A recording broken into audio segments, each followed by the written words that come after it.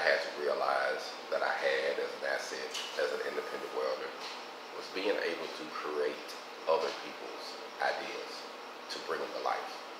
Someone else create an idea, they put it on drawing, put it on paper, or they have something that they want to do with a certain tool or a piece of equipment or a item that they already have, but they don't know how to actually fabricate it or put it back together, or knowing that, okay, you can't apply so much heat on this, or oh, you can add more metal to this and still make this work. So you being a welder, a fabricator, an installer, you are an asset to a lot of people, because people have ideas. This country has ideas. Building the infrastructure of America is someone's idea, but they had to find someone like us, welders, road workers, construction workers, who are skilled to do these jobs. So being an independent welder, you're a bigger asset than what you really think.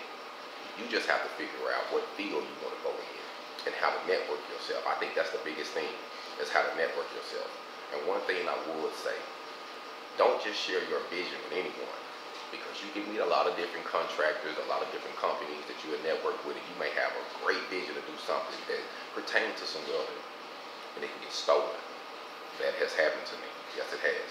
I shared an idea with someone, they took it. And honestly, ain't nothing I could do, you know what I mean? And I'm gonna keep it real with you. It happened when I moved in Phoenix. They took my idea, stole it. But these people was, actually the people that stole my idea was millionaires. I ain't got it like that. And I shouldn't have shared my idea with a millionaire. But we live and we learn.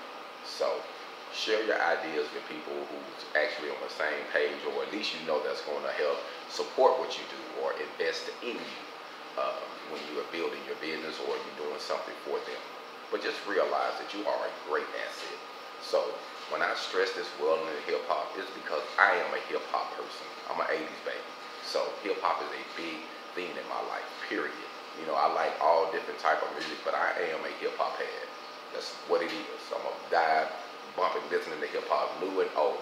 But I lean towards the old generation, but I like the newer beats. I like what they're doing. And some of these new artists are great, don't get me wrong. But I like listening to the older stuff myself, you know what I mean?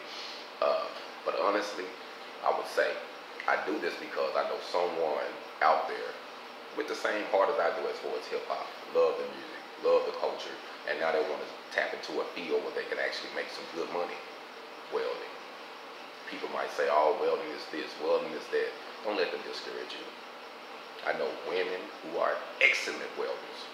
I know old men who are excellent welders. I know black men who are excellent welders and installers. So it's all on your passion. But this is one thing I knew about welding, that I had learned about it since the first day when I first went into a booth and I was in prison and I started welding and I was struck an art. Some of us, it's in us to do this. You just needed an opportunity to start doing it. And some people, it just ain't for them. You know what I mean? It's just what it is. Everybody got something that once they get it, they got it. And if you're the person that once you get it, you got it, exercise it, protect it. You know, as the old folks say, guard your heart, guard what you believe in, guard your skill, your talent, your career, and protect it. And watch who you share your vision with. I'm going to say that again. Please watch who you share your vision with, because it is vultures out here. You know what I mean? Everybody don't want to see you win.